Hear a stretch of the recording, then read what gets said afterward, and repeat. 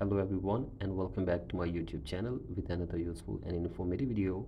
So guys, in this video I'm going to show you how to fix too many codes sent into the last code you received or try again later. So guys, if you're trying to sign in your Apple account on your Apple device but you're facing this issue and you're unable to fix it, here I will show you how can you easily fix this issue.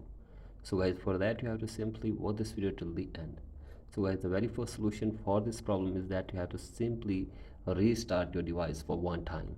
So guys, simply restart your device and check if the problem is fixed or not, and if the problem is still there, then go for the next solution, that is open settings on your device and then go to general, go to software update and make sure that you are using the updated version.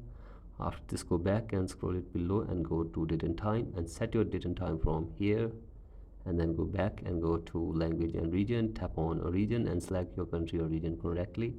After this, go back and go to VPN and device management and make sure that there is no connected VPN, and then go to transfer retry phone, tap on reset and reset network settings of your device for one time.